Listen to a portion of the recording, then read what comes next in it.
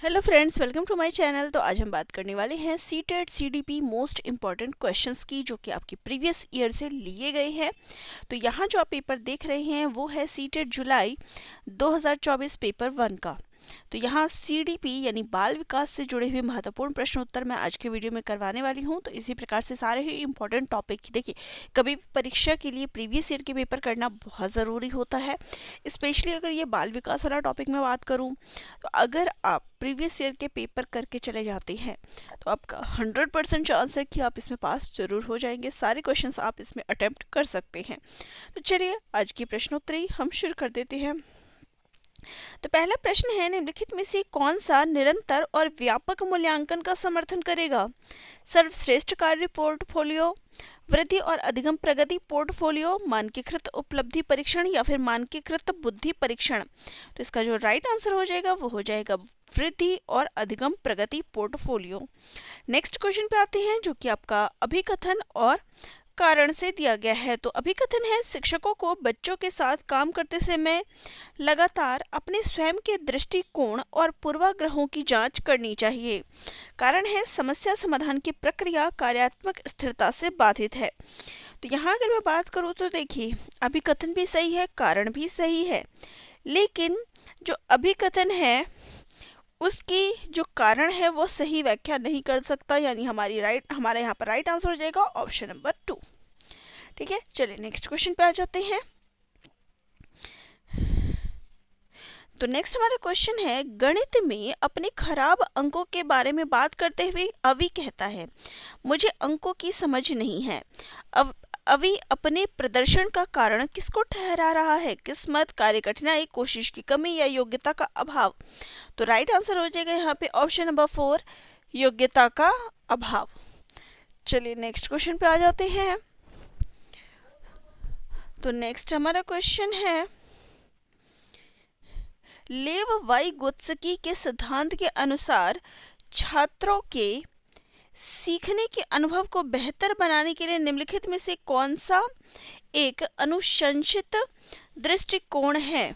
Option है, छात्रों को ऐसा काम प्रदान करना जो उनकी समझ के वर्तमान स्तर से पूरी तरह से असंबंधित हो, छात्रों के वर्तमान स्तर पर आधारित उनको उचितम समर्थन और मार्गदर्शन के साथ काम प्रदान करना, छात्रों को कोई सहायता नहीं देना और उन्हें अपने दम पर संघर्ष करने के लिए छोड़ देना, छात्रों को ऐसा काम करना जिसे वे व्यक्तिगत रूप से प्रबंधित और पूरा कर सके। तो यहाँ पर राइट आंसर हमारा क्या हो जाएगा? राइट आंसर हो जाएगा ऑप्शन नंबर 4 कि छात्रों को ऐसा काम प्रदान करना जिसे वे व्यक्तिगत रूप से प्रबंधित और पूरा कर सके।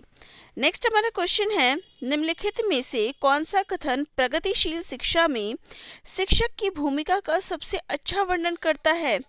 शिक्षक ज्ञान का प्राथमिक स्रोत होते हैं, शिक्षक एक सुविधा प्रदाता के रूप में कार्य करते हैं, शिक्षक निर्धारित पाठ्यक्रम को ज्यों का त्यों लागू करते हैं, शिक्षक बच्चों को स्वतंत्र रूप से कार्य करने के लिए उनके हाल पर छोड़ देते हैं।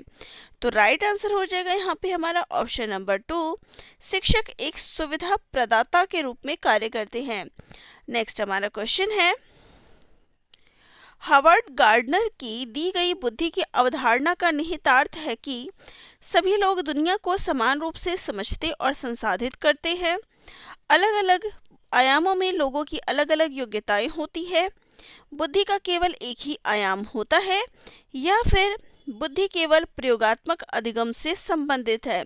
तो यहाँ पर इसका राइट आंसर हो जाएगा हमारा ऑप्शन नंबर 2, अलग अलग आयामों में लोगों की अलग अलग योग्यताएं होती है।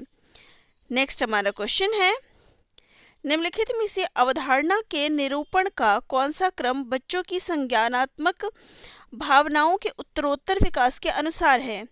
क्रिया आधारित, छवि आधारित, संकेत आधारित, छवि आधारित, संकेत आधारित, क्रिया आधारित, संकेत आधारित, क्रिया आधारित, छवि आधारित, संकेत आधारित, छवि आधारित, क्रिया आधारित। तो राइट आंसर यहाँ पर हमारा हो जाएगा, सबसे पहले जो इसमें आएगा वो आ जाएगा क्रिया आधारित, फिर छवि आधारित और फिर आएगा संकेत आधारित। ठीक है, चलिए नेक्स्ट क्वेश्चन पे आ जाते हैं। तो नेक्स्ट हमारा क्वेश्चन जो है अभिकथन और कारण से संबंधित है। तो अभिकथन है कि शिक्षकों की कक्षा में प्रभावी संज्ञान सुनिश्चित करने के लिए बच्चों को संवेगात्मक सहारा देना चाहिए। इसके पीछे कारण है संवेग व संज्ञान एक दूसरे से जटिल रूप से संबंधित है।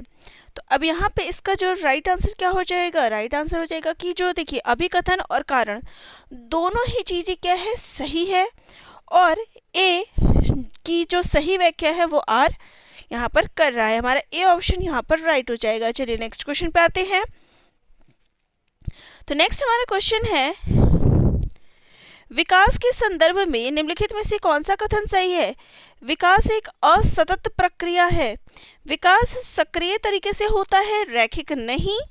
विकास विशिष्ट से सामान्य की ओर बढ़ता है।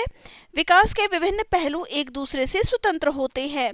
तो राइट आंसर इसका क्या हो जाएगा, राइट आंसर हो जाएगा विकास सक्रिय तरीके से होता है, रैखिक नहीं। ये कथन क्या है, सही है। बाकी सारे कथन क्या है, गलत है।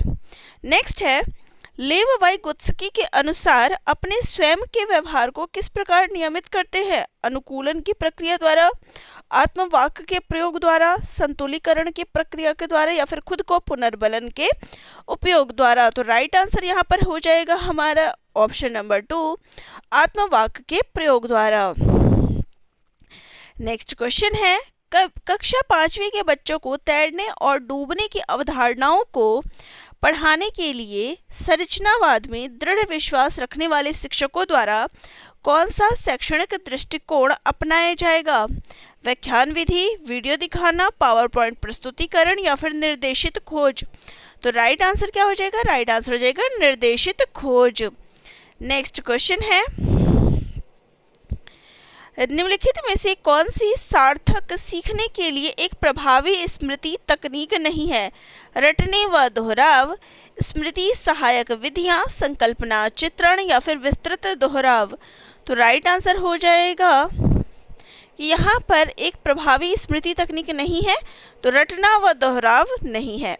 नेक्स्ट है, निम्नलिखित में से कौन सा एक अच्छी तरह से तैयार किए गए आलोचनात्मक सोच वाले प्रश्न की विशेषता नहीं है? यह खुला प्रश्न है और कई उत्तरों को प्रस्तुत करने की अनुमति देता है। यह मुख्य रूप से तथ्यात्मक जानकारी पर आधारित है। इसमें सूचना के विश्लेषण और मूल्यांकन की आवश्यकता होती है। यह उच्च स्तरीय सोच और समस्या समाधान कौशल को बढ़ावा देता है। तो राइट आंसर यहाँ पर हमारा क्या हो जाएगा कि कौन सी प्रश्न की विशेषता नहीं है, कि यह मुख्य रूप से तथ्यात्मक जानकारी देता है। नेक्स्ट हमारा क्वेश्चन है जो कि अभिकथन और कारण से संबंधित है। तो अभिकथन है, विविध सांस्कृतिक पृष्ठभूमि के से छात्रों की जरूरतों को पूरा करने के लिए कक्षा शिक्षण को सांस्कृतिक रूप से उत्तरदायी होना चाहिए। कारण है, कक्षा में समता केवल मानकीकृत पाठ्यचर्चा व आकलन के द्वारा सुनिश्चित की जा सकती है। तो इसका यहाँ पर राइट आंसर क्या हो जाएगा, राइट आंसर हो जाएगा कि जो हमारा अभिकथन है वो तो सही है, लेकिन जो कारण है वो गलत है। तो ऑप्शन नंबर 3 जो है हमारा राइट आंसर हो जाएगा यहाँ पर।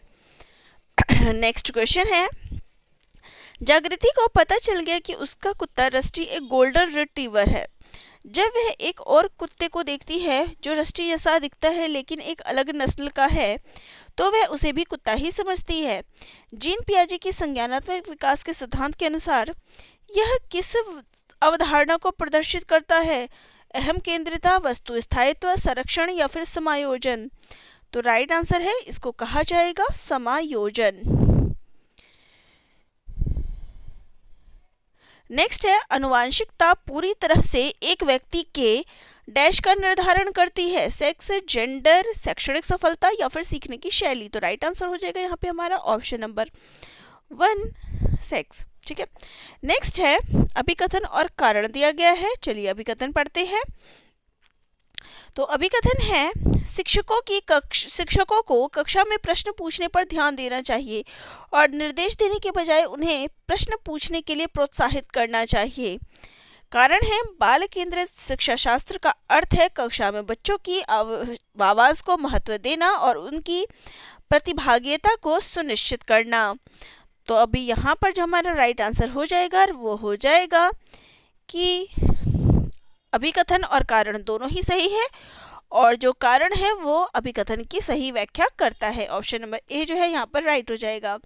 चलिए नेक्स्ट क्वेश्चन पे आ जाए। तो नेक्स्ट हमारा क्वेश्चन है, दोहराव व बारंबार किए जाने वाला व्यवहार किसकी विशिष्ट पहचान है? स्वलीन क्रम विकार की, अधिगमात्मक विकलांगता की, ध्यान न्यूनतम अतिक्रियशीलता विकार की, या फिर मस्तिष्क पक्षाघात की? तो राइट आंसर है स्वलीन क्रम विकार की।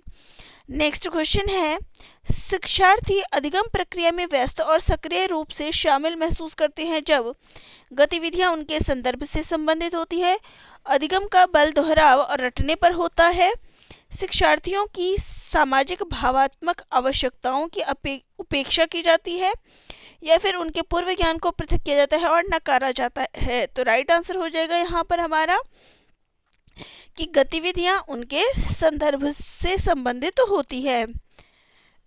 नेक्स्ट हमारा क्वेश्चन है, आमतौर पर सीखने की अक्षमता या फिर कठिनाइयों वाले बच्चों में नज़र कमज़ोर होने के कारण पढ़ने में परेशानी होती है, अपनी भावनाओं को नियंत्रित करने में समस्या होती है, एक जैसे दिखने वाले अक्षर और वर्ड को लेकर भ्रम होता है, या फिर मानक बुद्धि परीक्षणों के माध्यम से निर्धारित बहुत कम बुद्धि लब्धि होती है? तो राइट आंसर हो जाएगा कि एक जैसे दिखने वाले अक्षर और वर्ग को लेके उनको भ्रम होता है। नेक्स्ट है, ऐसे बच्चे जिन्होंने बहुत कम उम्र से गंभीर सामाजिक अभाव का अनुभव किया है, आमतौर पर उनके विकास में देरी या बाधा उत्पन्न होती है और पुनर्वास के बावजूद विकास के कुछ क्षेत्रों में सुधार अधीनस्थ होने की संभावना है। यह अवधि जिसमें विकास पर्यावरणीय समर्थन से महत्वपूर्ण रूप से प्रभावित होता है डैश कहलाती है? निगमनात्मक अवधि, सहज काल, मूल काल, या फिर संवेदनशील अवधि? तो राइट आंसर हो जाएगा यहाँ पे ऑप्शन नंबर 4 संवेदनशील अवधि। नेक्स्ट क्वेश्चन है, विभिन्न जेंडर के व्यवहार के बारे में पूर्व कल्पित सामान्यीकरण क्या कहलाते हैं? जेंडर रूढ़िवादिता, जेंडर भेदभाव, जेंडर पहचान, या फिर जेंडर प्रारूप? तो राइट आंसर हो जाएगा यहाँ पे जेंडर रूढ़िवादिता। नेक्स्ट क्वेश्चन है, एक समावेशी कक्षा में विशेष बच्चे हमेशा अपने पाठ्यक्रम पर काम करते हैं, सभी बच्चों की कक्षा की गतिविधियों तक पहुंच है और वे कक्षा की क्रिया में शामिल हैं, विशेष बच्चों को जरूरतमंद और आश्रित के रूप में देखा जाता है, सभी बच्चे समान पाठ्यिक चर्चा का पालन करते हैं और सभी शिक्षार्थियों के लिए समान शिक्षा शास्त्र अपनाया जाता है? तो राइट आंसर हो जाएगा यहाँ पर हमारा ऑप्शन नंबर 2 सभी बच्चों की कक्षा की गतिविधियों तक पहुंच है और वे कक्षा की क्रिया में शामिल होते हैं। ठीक है। नेक्स्ट क्वेश्चन है, आलोचनात्मक सोच वाले प्रश्न पूछने का प्राथमिक उद्देश्य क्या है? छात्रों को प्रक्रियात्मक ज्ञान विकसित करने में सक्षम बनाना, छात्रों के ज्ञान और समझ कौशल का आकलन करने के लिए उच्च स्तरीय सोच और समस्या समाधान कौशल को बढ़ावा देना, या फिर छात्रों को जानकारी याद रखने के लिए प्रोत्साहित करना? तो राइट आंसर हो जाएगा यहाँ पर हमारा कि उच्च स्तरीय सोच और समस्या समाधान कौशल को बढ़ावा देना। नेक्स्ट हमारा क्वेश्चन है, सामाजिक रचना विधियों के अनुसार अधिगम की प्रक्रिया के बारे में निम्नलिखित में से कौन सा कथन सही है? अधिगम एक व्यक्तिवादी प्रक्रिया है जो अलगाव में होता है, अधिगम केवल कक्षा या औपचारिक शैक्षिक विन्यास में होता है, अधिगम एक निष्क्रिय प्रक्रिया है जो केवल अवलोकन के माध्यम से होता है, या फिर अधिगम अर्थ निर्माण की एक सामाजिक प्रक्रिया है? तो राइट आंसर हो जाएगा यहाँ पर हमारा अधिगम अर्थ निर्माण में एक सामाजिक प्रक्रिया है। नेक्स्ट हमारा क्वेश्चन है जो कि अभिकथन और कारण से है।